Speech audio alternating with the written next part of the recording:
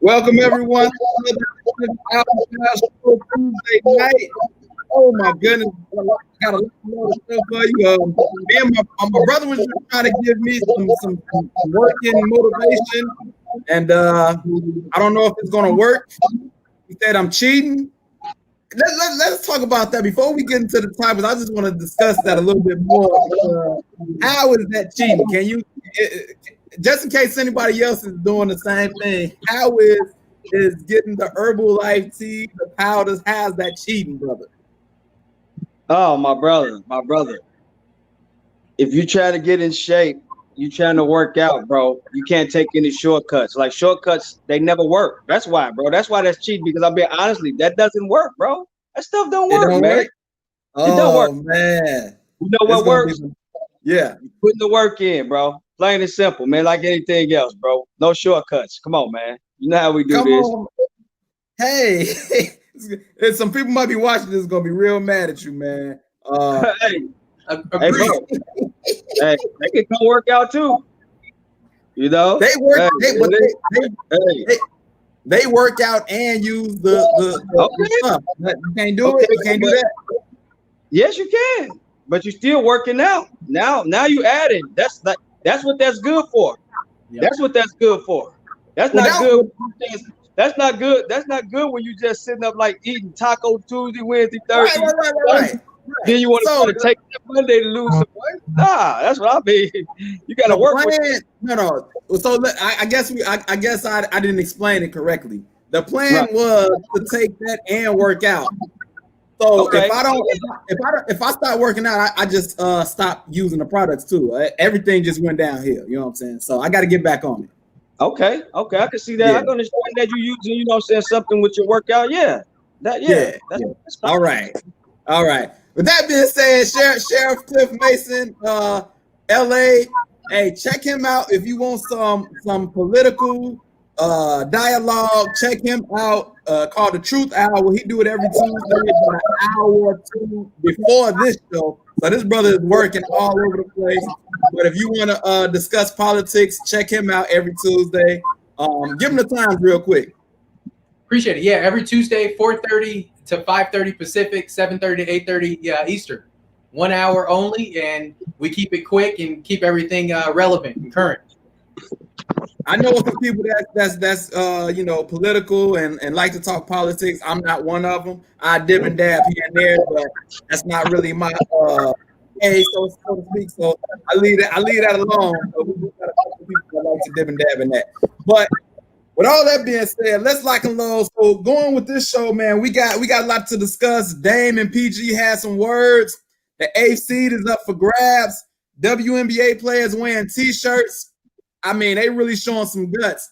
But first, we're going to get into the big news of the day, which is the Pac-12, the Big Ten, postponed football and fall sports. The ACC and SEC still trying to play. So how is this going to work, Victor? How's this going to work if these two big conferences postpone, but the ACC and SEC still trying to play? How's that going to work? Man, I was sitting here thinking about that all day. I'm like, that's gonna be crazy. That's gonna be probably something that you think would be more so wouldn't happen. I would think like with the Big Ten and all of them opting out, and the other ones, I would think they all would be opting out. Right. So it might now seeing them play and taking the chance and taking the risk. You know, with the pandemic, it's making me wondering, like, is the ACC all about the money? You know, Is the SEC all about the money? I mean, I know they're big money conferences. You know, you got your Florida, your LSU's, your Alabamas, you know what I'm saying, Georgia's.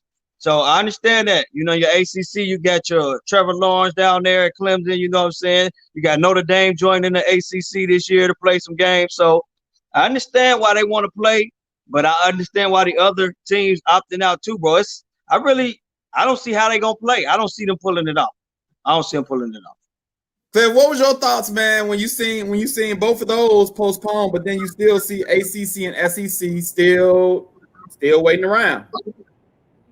So I mean, the decisions, we knew the decision had to be made eventually. Like, to assume that you could play probably the most contactful sport, considering this is an evolving, like, an international health crisis, to me it was unrealistic to assume they could play football or rugby or something that has that level of contact. But again, the reason the ACC and the SEC haven't announced yet is because of money, but for other reasons. They're trying to figure out, unlike the other conferences already figured out, we are talking about money, but the reason that all the other power conferences said, no, we're not doing this, is because of the money they sought to lose from paying out all of those negligence and those liability and those insurance claims, because they would be held liable if somebody were to not just contract the virus, but die. So essentially, the Big Ten, the Big 12, eventually the Pac-12, like, they had to make that choice because they couldn't be responsible for essentially exasperating a international health crisis. So that's why I think they made their decision. So it's also money driven, but just in a different realm. The SEC and the ACC, who knows how long they're going to play this game? They're not going to just play in conference, because unless they can create an NBA style bubble, it doesn't make sense for them to try to think that they can travel across the country in different states that have been irresponsible, even in their own conference. Think about some of those states. To think that they're going to create a 7-state-wide bubble, it's just not going to happen. They're going to announce, but who knows when. I mean, can you even actually have a true champion? Like, this for sure is going to have an asterisk next to it. If they do play, if somebody wins, it's going to be an asterisk, right, Vic? Oh, hold on, I put him on mute. My bad. He had a bad background. Go ahead, bro. Oh, okay, yeah, of course, man. You know, I mean, of course, you're gonna have an asterisk next to it. I mean, you got no Big 10. I mean, no Big 12. I mean, come on. There's no way that that you can't crown a true champion without the Ohio States and the Michigans being able to compete and play their schedules, man. And it's crazy. Nah, definitely an asterisk next to it. Go ahead, Cliff. So it depends on what we're talking about. And if we're talking the national champion, that's out the window, right? There's no option for that. But if an individual conference, like the Ivy League said, they're not going to cancel, they're going to push it back a little bit. If they play like a 9 or 10 game in-conference schedule, if the SEC plays a 9 or 10 game in-conference schedule, or the ACC, I don't see how you can't crown a conference champion. Of course you can do that. You can have a legitimate SEC champion, a legitimate ACC champion. But we're talking. I'm definitely talking about the national. Oh, no, there's no. Yeah.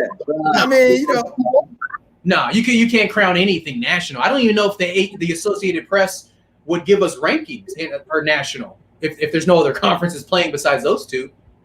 But I bet you, if the ACC and SEC still play, if you get the best schools with great records, people still going to tune in and watch that game. Yes, but what also could happen? So similar to kind of how Conference USA operates, you can have schools that are in the Pac-10 or Pac-12, schools that are in the Big Ten decide to function independently for a season, and they can play games against those other ones. If the Associated Press says, you know what, we will rank college football teams that decide to participate, because just because the ACC said they're going to cancel their season doesn't mean those institutions can't decide independent of the conference that they're going to function outside of the conference. So you could have a national champion crowned from teams like, we get like 2 or 3 teams in the ACC, 2 or 3 teams in the Big 12, and they want to play against those other schools. You could have a national champion. Tom Fuller. They even talked about how the virus, can mess up the heart. Like it can cause heart issues, and it's like, man, okay, where's the human life part of this? Like, okay, we talking about real life issues that can happen with the body, and y'all still considering playing. Like, man, that a long lasting effect on a heart can happen from playing this game, and they're still considering playing. I don't understand it. But go ahead, Cliff. they have to consider playing because at the end of the day, we're talking about a sport that has, I mean, there's a large body of folks who have really one more year to compete to attempt to make millions of dollars at the end of the season. So they already have such a small window of opportunity to play professionally that if their season gets canceled, there's a lot of folks who may not have a chance to play at the next level. So it's not just money for the institutions that are at stake. We're talking about folks who have been training their entire lives for this opportunity, so are also depriving them of that chance to showcase their talents to these professional franchises. So another thing I want to talk about, Trevor Lawrence, the stars of college football kind of got together, formed some type of union, so to speak, to do some of the same thing that Pac-12 did, but they were making demands. But they saying, okay, this is what we want to play. They're not saying that we won't play, but they're saying we need this to play. And I'm trying to see, that's not the same thing that the Pac-12 were doing. They were saying, if you don't give us these things, we're not going to play. So, I mean, what actually are they trying to? This is, if you got one set of people doing one thing and another set doing another thing, that's not unity. And I don't think you can have. I understand the stars coming out, which is good, but you can't have true unity if you have two different aspects going in different directions. Vic, what was you thinking about? What you think about the stars coming out, but like a week ago, Pac-12 saying, "Hey, we need these things, or we're not playing at all." Right. It's kind of like, it's a double-edged sword. You're saying one thing one week, and then, like you said, you mostly touched on it. You saying a different thing next week with the stars. It's like, what I'm saying, somewhere the ball got dropped, and there's no consistency with this. It's like, what do they really want? Do they want to play? Do you want these certain things to play? Like, what is the bottom line? What is the bottom line? I'm kind of with you. Like, what are they doing? Is it which way are they gonna lean with it? You know what I mean? It's like, right. I'm confused. Me too. Cliff, what's going on with these two different things? So we have an example of privilege, right? Because he is a star, and we also have an example of folks who aren't coming from the same position of power as the face of college football. Now, it would be in his best interest to join a movement that was started in the Pac-10 because we all know there's power in numbers, right? So it doesn't make sense why he would kind of start off, but we already know why. Because he's slated to be the number 1 or the number 2 pick after this season. So of course he's going to try to coerce some folks like, hey, we need to all play. We have some power and privilege behind us. Let's utilize this so we can force these folks to let us play this season. But really, he needs to be thinking like this is bigger than him, right? He's going to be set for life. He needs to work with the folks on the West Coast and say, how are we going to demand these things that we want right now? Go ahead, Vic. He's gonna be the number 1 or 2 pick if he never throw another football in college again. He's still gonna be the first, second pick. So I don't even understand what it's all about. Like he's submitted already, man. He's a lot. He's a first round pick next year already. He is what he is. Why? So my question would be, he's already solidified. Why doesn't he jump with the Pac-12 movement and get some real change?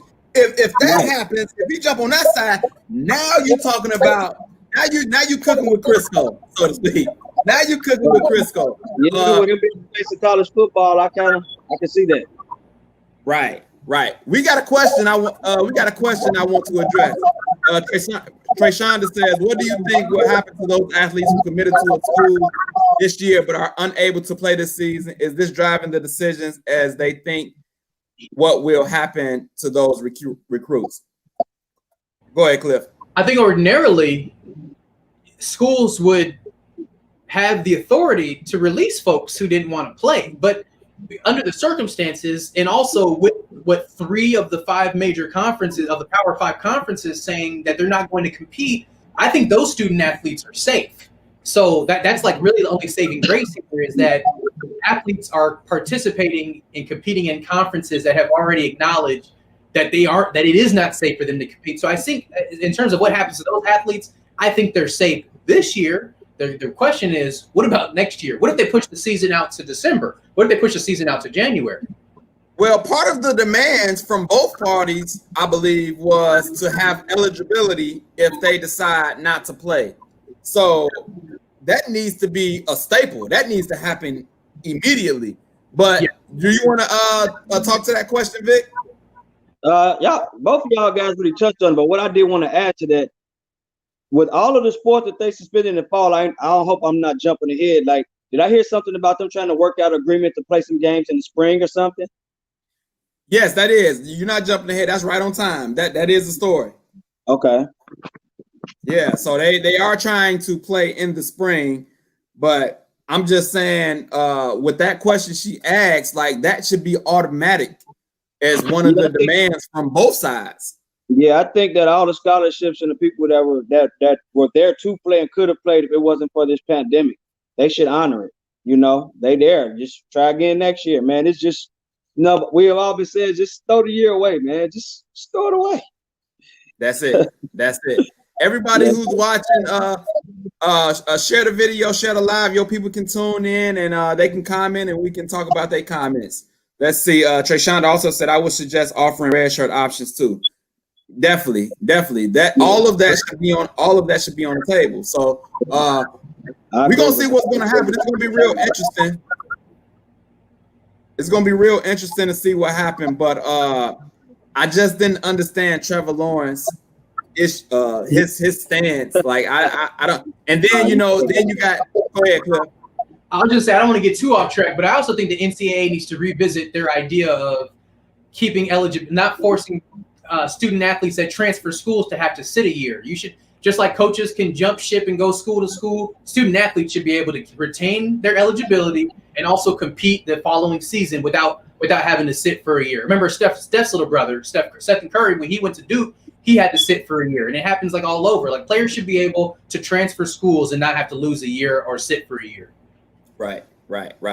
So we're going to see what happened. I think we should find out in the next couple of days about the ACC and SEC. We'll see what happened. They're going to have to make some moves real soon. But I want to move on to the NBA, man.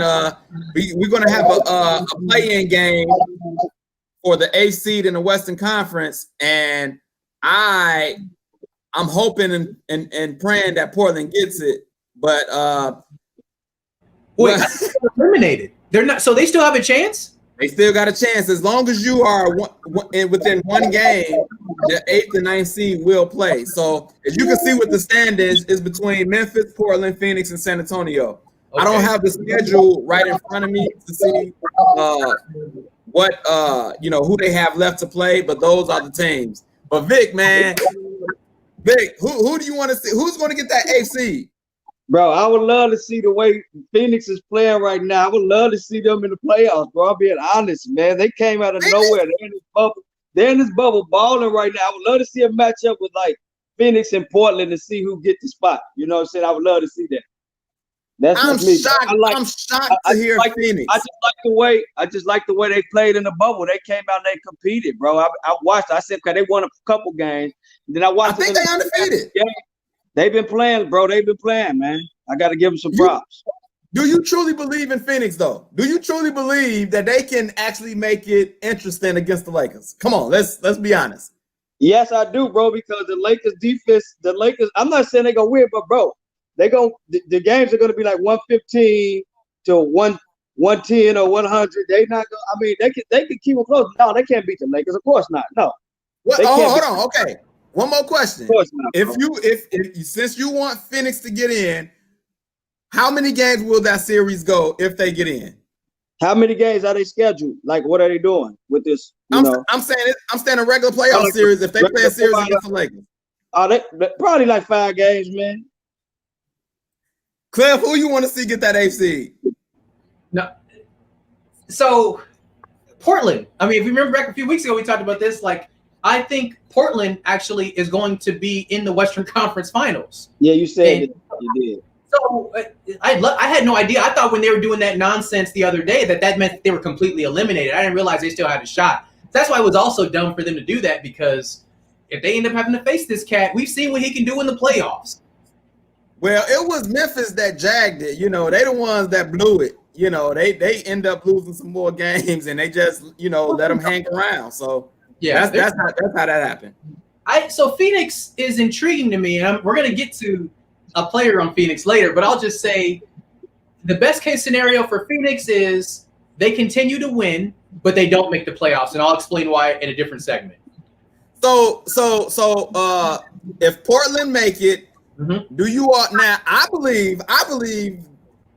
And what's crazy is before, if Portland makes it, I always thought that okay, it's a nice story, but I didn't really think they really can give the Lakers any problems. But now watching Dame, and he's at a state in his career now where you got to start winning something, and like he's got a look that I think he can do some problems to the Lakers.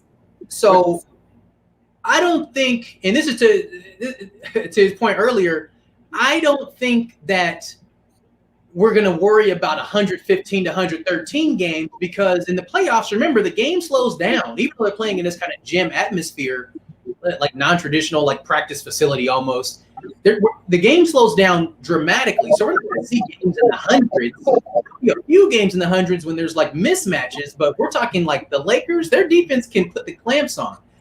I think the most entertaining matchup would be Portland, LA because of the size comparison. I don't think Portland's got anything for LA because Nurk is their best big. Like, what's he going to do against Dwight, AD, and JaVale? To me, the Lakers you got Whiteside, though. You got Whiteside that can come off the bench. You got some length. Yeah, but even like Hassan Whiteside and Nurk, what are they going to do against those three? Like, the Lakers, to me, are built like a very formidable late 80s, mid 90s basketball team that's built for a playoff run because they can rebound and they got strong wings. Their point guard play is still weak because Rondo's out, but they get him back in a few weeks, so they're going to be at full strength here by the second round of the playoffs. Okay, so if Portland make the AFC, what the series look like? If it's Portland against the Lakers, I think they win 2 games. They don't win because they're not big enough. But if it's Memphis, it's a sweep. It's got to be Portland. What about Phoenix? That's a sweep too? Oh, that's a sweep. That's a real sweep. Vic, if they play Portland, how many games that series is going? 6. Yeah. 6 games? Agreed. Yeah. I would love to see an upset, because I'm a LeBron hater anyway. So I would love to see a upset, like in one of them moments where when the Nuggets beat the Supersonics and Mutombo had the ball on his head. I would love to see. Golden State smashed Dallas that year too. Yeah. And them guys. Yeah. Yeah, and you remember I think Golden State beat like Dallas one year. Like they was an AFC, the Donnie Nelson Warriors. Like, yeah, we need one of those. We haven't seen any of those upsets in a while, and we need that. Nah. No. Hey, I just don't think these teams, not the Lakers, bro. Like you got some teams like Seattle at that time, they took them lightly. I mean, AD, this is his chance to shine. I think he's gonna come out focused, bro, and I think he's gonna be the deciding factor. And if they play Portland, like he's too much for anybody on that squad. Man, if he come out and play his game, I don't see the Lakers lose. Does Anthony Davis have that dog in him though? Does he have what it takes? Because so far he's been hit or miss in the bubble. He has scored 42 one game, 12 another game. Does he have it to does he have what they need to at least go to the Western Conference Finals? No, right? Like we just saw him 4 nights ago, hovering outside of the 3-point line. Anthony Davis, you're 7 foot tall. Put this man on the block and punish him. He hasn't learned how to punish folks. And until he gets that mentality that, I'm about a foot taller than you and I outweigh you by 40 pounds, I'm going to punish you for the next 40 minutes so that these last 8 minutes, you're not going to want to hang with me. He don't have that. And that's why I think they make a deep run, but they don't have what it takes to get past Doc Rivers in the conference final. So before we get to the Dame and Paul George situation, you messaged me and said this is what he said, Vic. He said Phoenix should trade Devin Booker right now while his stock is high and get first-round draft picks and a great player. Vic, what are your thoughts? Is that something to consider, or he's just not coming into his own? Hold on to him. Man, bro, he's a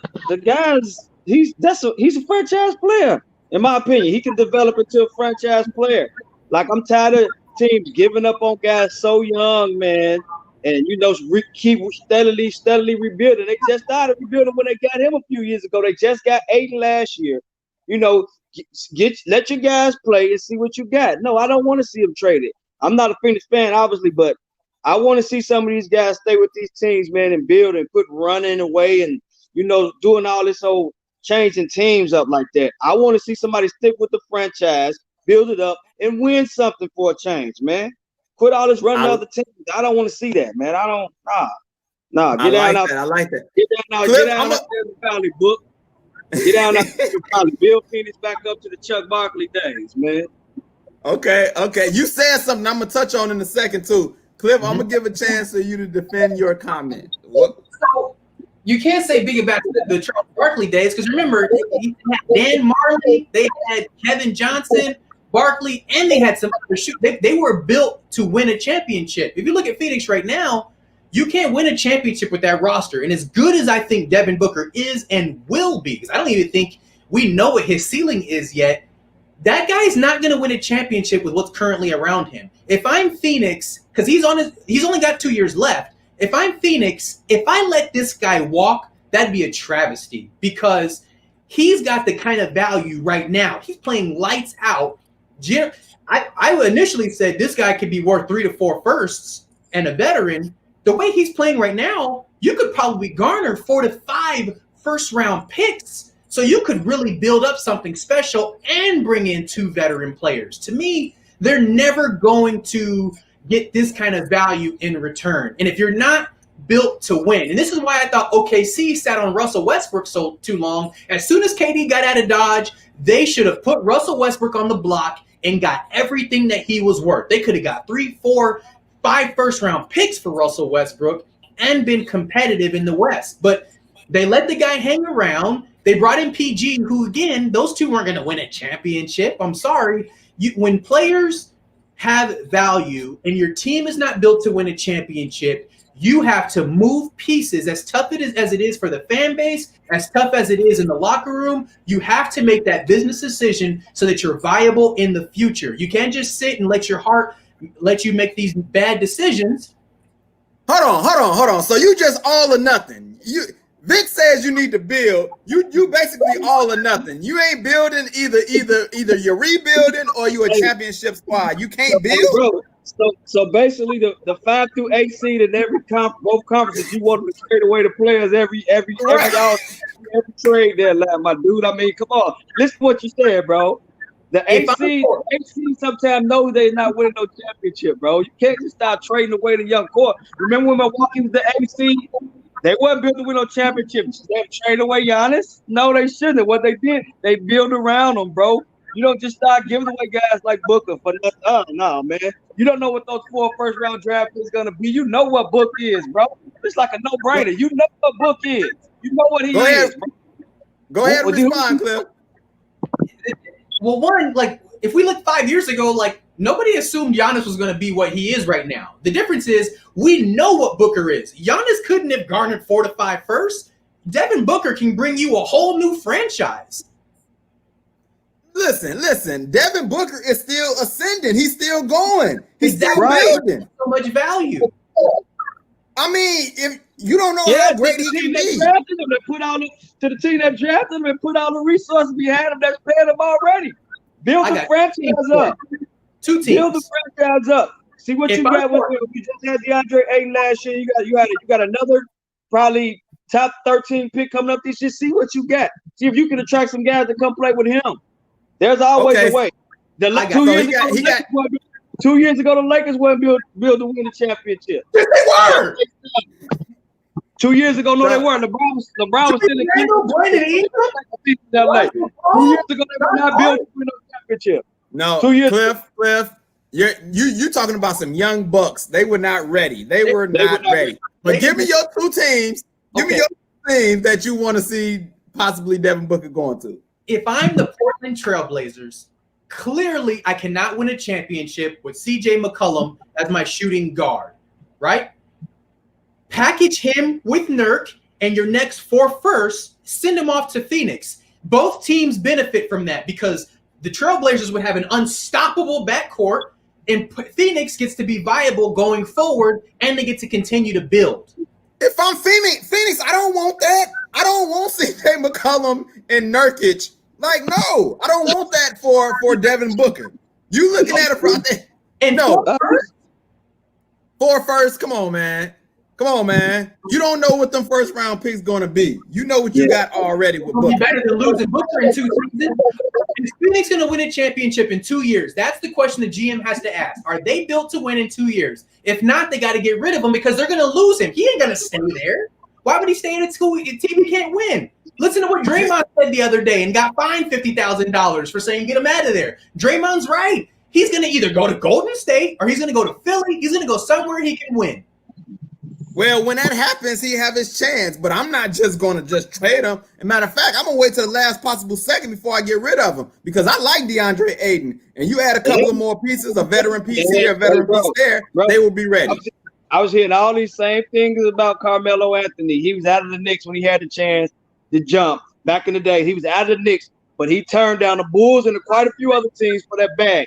Phoenix is going to be able to pay this man more money than anybody. So let's just hold down and see what happens, even if he does hit free agents. The difference is that's if he wants to see.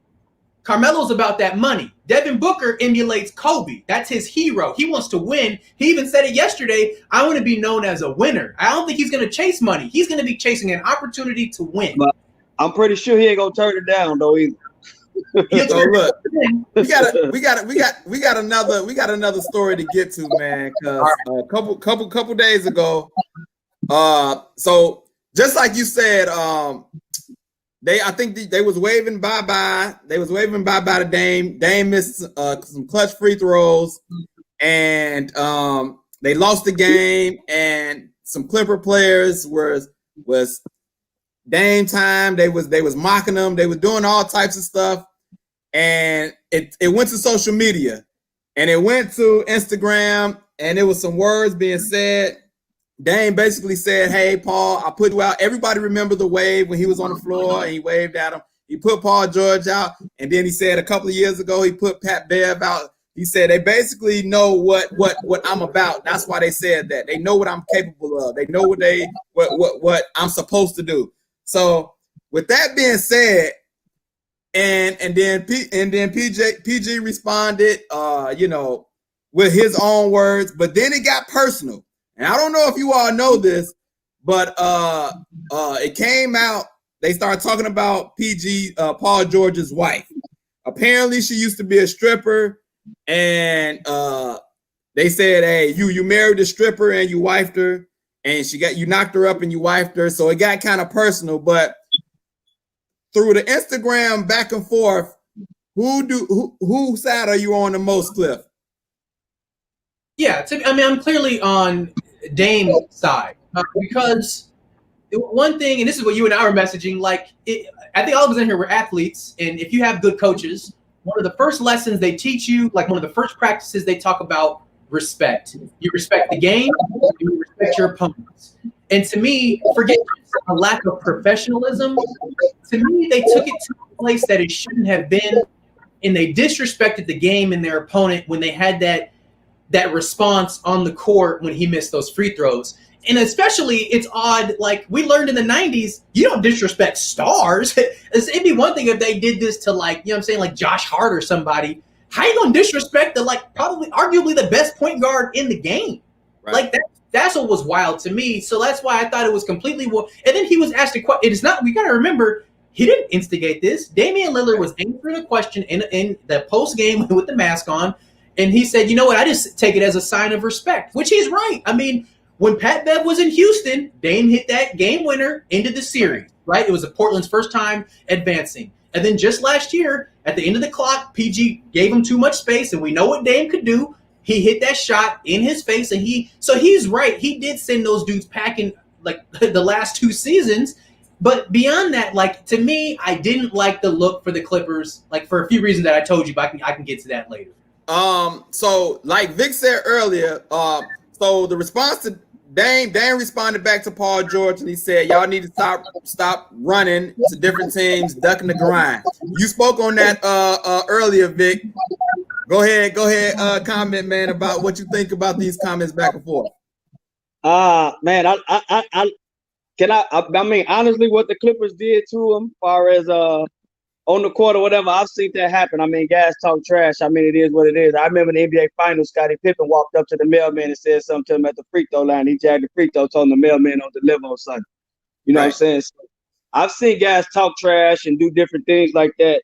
You know what I'm saying? So I can see that standpoint. The point of it I don't like is, man, when they started getting personal with each other, you know what I'm saying, start bringing the wives into it and, you know, acting childish and being, you know, name calling and all that. I didn't like that. Like, I want to talk trash, leave it on the court. As far as like the trash talking, I agree with Dame. Dame's a dog. I give him his props because not only do he talk the talk, he walk the walk.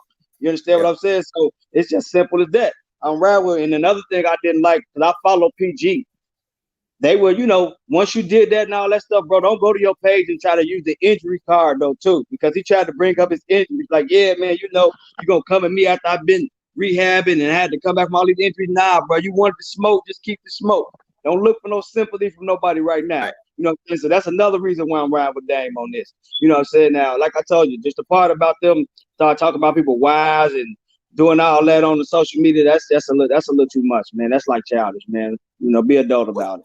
What do you think about the what he said about them running to different teams and stuff like that? Because I felt like he was telling the truth, but I also think that can be referenced to LeBron too. If this had happened with LeBron, I mean, that could have been referenced to LeBron as well. It definitely could have. It definitely could have. I mean, a lot. I mean, I'm kind of old school, bro. So, you know, I saw a few guys get traded at the end of their career. They wanted out of teams. Like we were just talking about, famous like Barkley wanted out of Philly. I seen guys like him get traded in their prime, but not too many guys back in the era got traded from different teams in their prime, or left as free agents in their prime. Like free agency is like a totally different animal nowadays, man. Guys want to go play with their friends now. They don't want to beat them anymore. They want to go hook up with their guys. So, I mean, you put in the work, you get the time in the league, and you want to go to another team. I mean, honestly, I really don't have a problem with it personally. That's what they want to do, but I was just never a fan of that, though, man. I've just always seen guys build franchises up. Isaiah Thomas with the Detroit Pistons, Hakeem Olajuwon with the Rockets, you know, Michael Jordan with the Bulls. I've seen guys build teams up. That's what I was used to seeing. This is this is different for me, you know? Right, I agree. I want to ask this question, Cliff. Why does it seem that people keep coming at Dame? It's like they're coming at him like they making it seem like he's soft or something. Because Russ came at him. I don't even understand their rivalry, to be honest. But Russ come at him. Then you got PG and Pat Bev doing this. Why does people keep coming at Dame like he's soft or something? Yeah, I don't get that either, because it's not like Pat Bev going at Lonzo Ball. I get that because he was kind of anointed before he was ever really in the league. But I mean, Damian Lillard, for now, what we're talking like 4 or 5 seasons, not just of productivity, but like he's actually a tough guard. Like he'll guard anybody on the perimeter. He'll go at anybody, and he doesn't talk trash. So I don't understand this at all. Like, of all the people I'm gonna go at, it ain't gonna be that cat, because he heats up. And he just gonna look at you like you stupid. Like, oh, you were talking about me? You must not go on YouTube very often. Like, I don't get why you're talking about this cat. Vic, do you expect a diss song coming later? You a music head? Do you expect a diss track from Dame Dollar? Of course, bro. It's coming. It's coming. He in the bubble right now. When he get out of that bubble, it's coming. I'm letting you know right now, it's coming. He got nothing but time. Go ahead, Cliff. I just want to say to the jumping teams, like to what Vic said earlier, like this is a different era. I had no problem with LeBron going to play with D Wade and Chris Bosh. That gave him the best opportunity to win a championship because of how they were constructed in Cleveland. They just needed one more piece to get over the hill. I think they had a good team, but that's a different conversation for a different day. But like that's the only part. Like Dame, I rock with you for this other stuff because you put folks out, but that they're moving all around to win. It's like, so what, right? Like Kawhi's the best player on planet Earth. KD fans, he's hurt. Sorry. Right now it's Kawhi. Kawhi's the best player on planet Earth, and he's played in 3 franchises. Do we knock him for that? Like, no. So I don't have a problem with players leaving, going places to play. I don't care if they build up a franchise, because essentially just building up billionaires' pockets. I don't care how much money Mark Cuban has or any of these owners. I just care about players getting their due compensation, and they're enjoying themselves, and fans are enjoying themselves. I think Dame just have a preference of building, like Vic said, of building. He had a chance to leave, and he signed an extension. He wanted to win. He wanted to build. So I think it's just all about a preference. Moving on. I want to get to this story, man, because once again, the WNBA players is showing out, and it's like, man, I am thoroughly impressed by what they're doing. They're out there.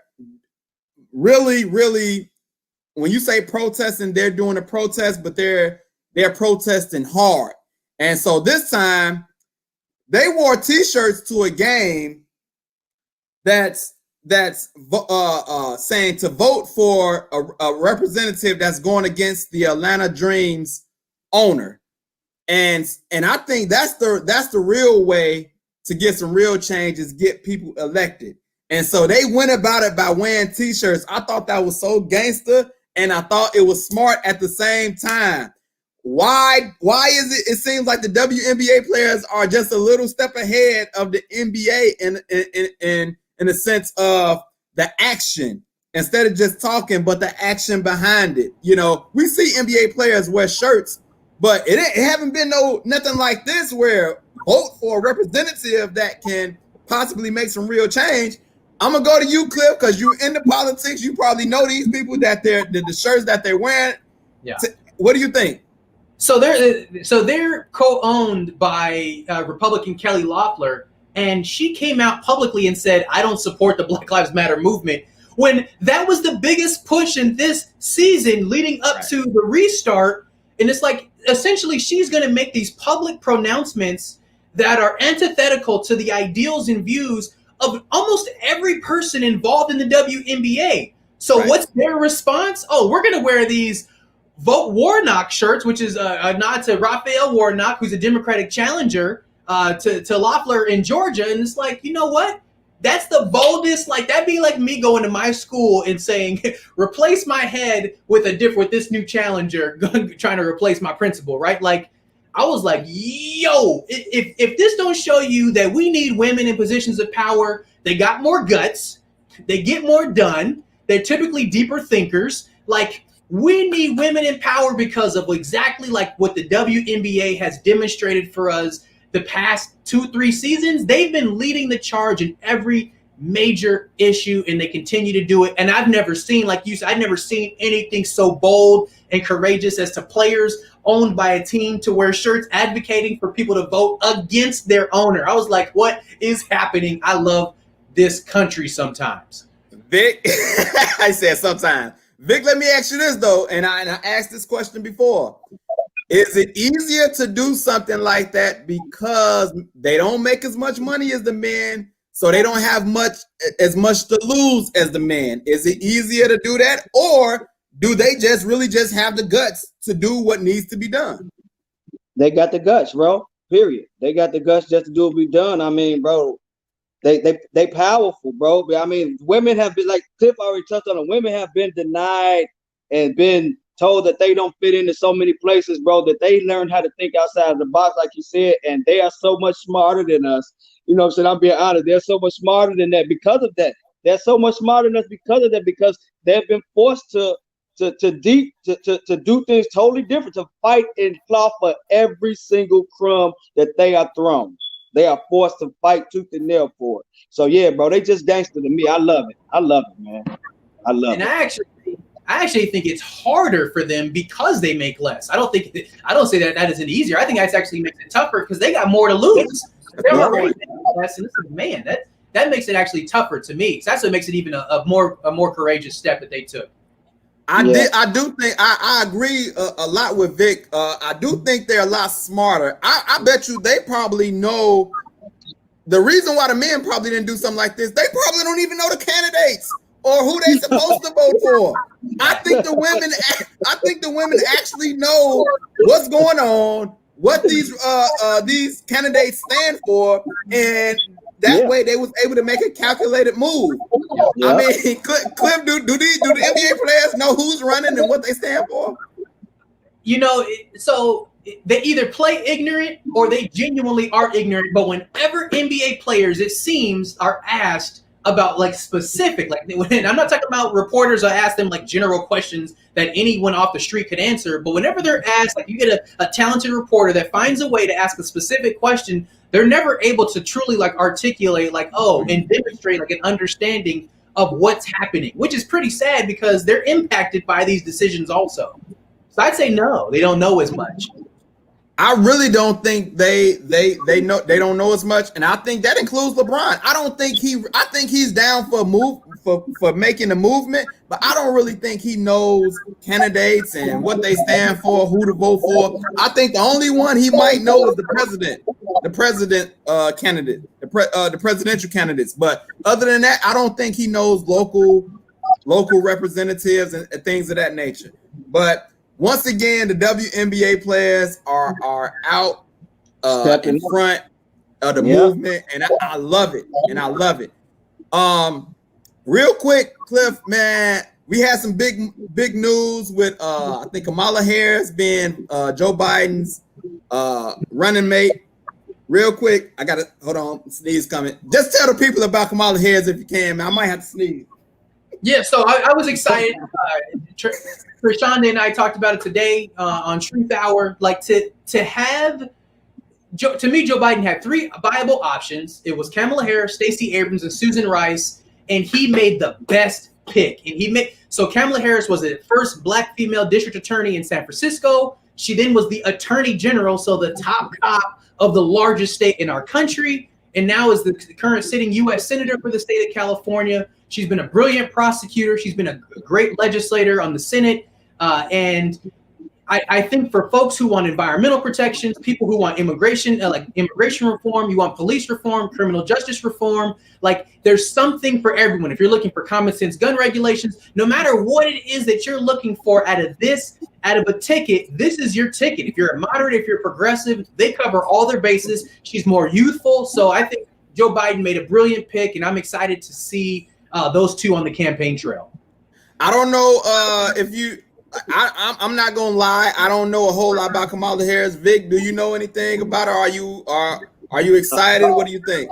I don't really do politics like that. I know who she is, bro. I've read a few things about her here and there, but no, I'm not hip to it like that. You know, I'm kind of out of the way with politics. Like I know who different candidates are. I do a little reading on them like that, but nah, I'm just not into it like that. I gotta be honest. But I know who she is. I got you.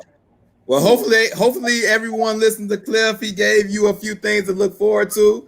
I think he did a great job of sharing what he thinks will make her a great running mate. Once again, if you want to catch him talk politics, Truth Hour every Tuesday. Give him the time one more time. 4:30. She went to HBCU, right? HBCU, right? I believe so. I believe so. Right? Yeah. She did. Yeah, that's what. Yeah, I remember that. Okay. Hold on. Trey Saunders says, "Are you planning to vote, and are you willing to learn more about the candidates?" I'm definitely planning to vote, and I am willing to learn. I am willing to learn more. The fact that I'm in contact with Cliff, I feel like I have an inside track to. I'm pretty sure he can send me things that I might, So I am willing to learn, and yes, I am planning to vote. So yes, I appreciate you tuning in. It's okay. You don't have to leave the chat alone. Keep chatting away. But one more time, because I think Vic jumped in with the HBCU thing. But tell the people again, Truth Hour, the time, because I'm Central Time, but you in LA. Yeah, every Tuesday, 4:30 p.m. Pacific, 7:30 Eastern. It's just 1 hour, and we mix up the topics, try to keep it relevant. Join us. Ask questions in the comments on YouTube. We're live on Facebook, live on YouTube, live on IG, but the IG experience is a little diminished from YouTube and Facebook. There it is. So real quick, man, I'm gonna give y'all my my come to church scripture for the day. So this week is Romans 7:15, and it just really just jumped in my head. It wasn't nothing that I really read, but I remember Paul made a comment that I think is really relevant, and I want y'all to hear this because I believe we all can relate to this. He says, "I do not understand what I do, for what I want to do, I do not do, but what I hate to do, I do." And so he was basically just talking about when you're trying to live right, you can try all you want, but just sometimes you just do what you don't want to do. You want to do right, but sometimes the wrong just stand you right in the face, and it's like you can't help yourself. So I think that can give some encouragement for people who might slip and fall here and there. Hey, Paul the apostle went through it, and I think we go through it on a regular basis. So Romans 7:15, if you fall down, just get back up. But I think that's a good scripture. He plainly, I think as long as we're in this flesh, we always gonna fall short some type, whether it be thoughts or actions. You're gonna mess up. Don't trip out on yourself. Just keep it going. Speaking of doing things that you don't want to do, this brother here got caught some months ago pleasuring himself.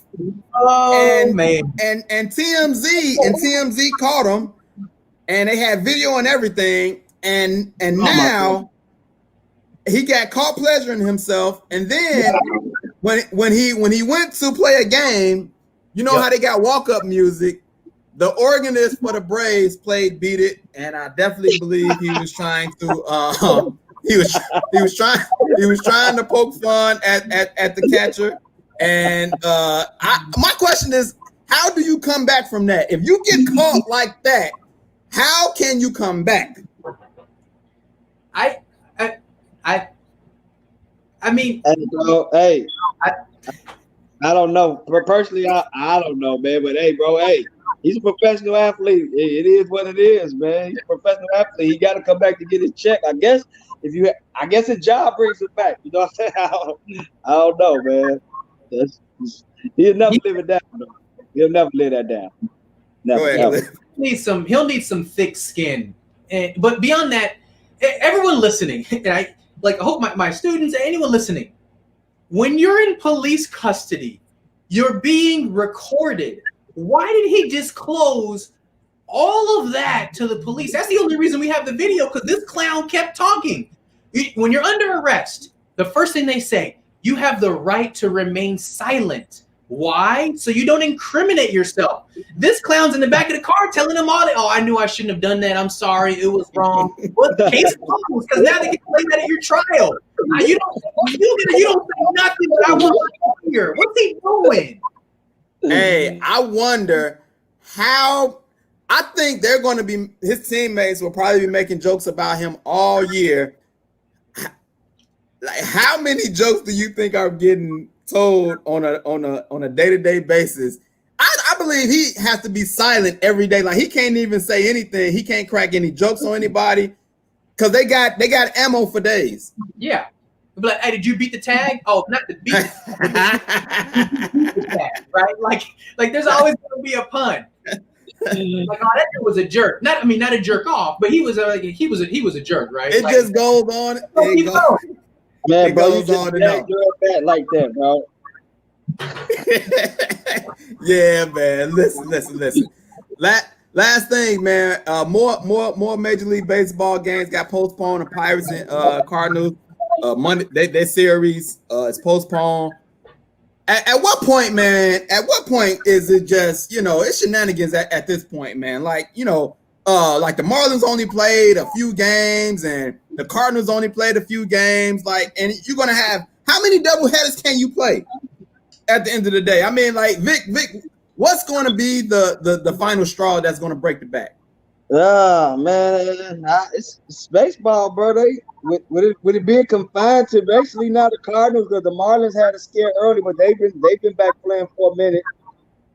I think they'll probably tell the Cardinals to sit it out, bro. Lay that money on. They probably tell the Cardinals, y'all have to go and sit it out if y'all can get it together. Go ahead, Cliff. You think that is the season going to finish? Are they just going to continue to play like this and try to work it out down the line with doubleheaders and whatnot, or will they finally just throw in the towel? If we're talking about 3 to 5 teams continuing to miss games, the season can continue. But if we get to double-digit teams that have to have cancellations and postponements, to me, it's not that. I don't see how it's viable to say, oh, we have a legitimate postseason. Like we're going to crown a champion because, like you said, it's not just the Marlins. I mean, you also had the Phillies. Like now you got the Cardinals and you got the Pirates. Like we're talking like we're going to have. It's going to reach like a mass, like a critical mass at some point. And once you reach critical mass, I don't see how you continue to play baseball. Got you. I don't know what they're going to do. They're going to figure out something. But I appreciate everyone tuning in. Cliff, Vic, appreciate y'all, fellas. We're going to see y'all next week. I'm out.